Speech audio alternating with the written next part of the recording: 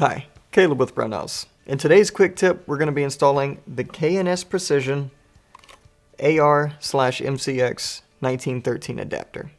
So what this basically does is take your standard AR-15 lower receiver, removes the whole receiver extension or buffer tube assembly, and replaces it with a 1913 Picatinny rail. So the reason you'd want to do that, and obviously you can't use this if you're using a standard AR upper receiver, but if you're using a BRN-180 upper receiver or other receivers that don't require a receiver extension, like your CMMG 22 conversion kits, for example, or your FM products upper receivers, this is a great option for those, and it opens up more stock options for you. For example, like this JMAC Custom stock right here, and the way to mount this to an AR-15 is via a 1913 rail. So with all that out the way, let's go ahead and install it. I'll take you through the process. It's super easy. So whenever you open your packaging, you're going to have 4 parts in here. You're going to have the rail, you're going to have a screw, a washer, and the threaded portion that fits into the receiver itself. So what you're going to need to start by doing is making sure that your buffer detent and spring are removed, because you're not going to need them. You don't have a buffer and spring anymore. But obviously you're still going to need your rear takedown pin, detent, and spring, which we have in there. And if you don't know how to get to this step, check out the build series we did for the AR-15 on our website. That goes through every little detail. So at this step, where you would usually install your receiver extension, we are going to install this adapter piece, and we're going to do it with this cut here facing back. So the flat side is going to be facing inward. And we're just going to thread that on in. And it goes in nice and easy by hand.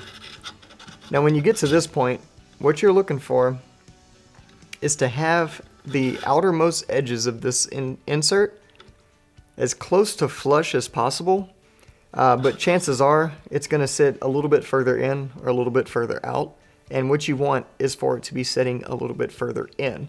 The reason being is because when we attach this rail section, we want as much of this contacting the receiver as possible. We don't want it sticking out because that'll cause a little bit of play in it. So I'm going to go ahead and rotate this piece here so that it is just below the surface. That looks pretty good. And vertical. And now the adapter plate is going to fit on there. Before I put this on, I would like to make a note here. This comes in 2 different versions, a flanged and non-flanged version. And the flange is referring to this piece on the back right here. So as you can see, you have a little bit extra material underneath this rail.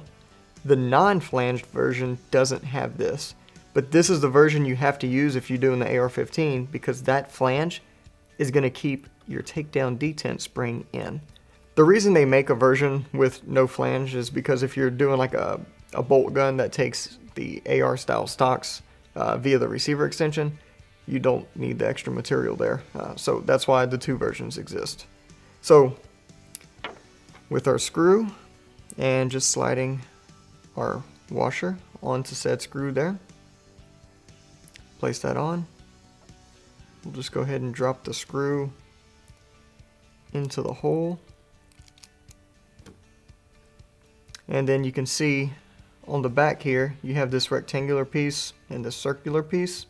The rectangular piece is going to fit in the insert, and the circle, of course, just like an end plate on your AR-15, is going to fit into the receiver.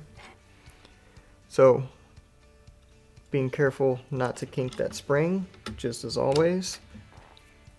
We'll push this against the back,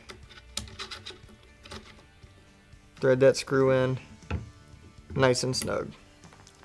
And that is all there is to it.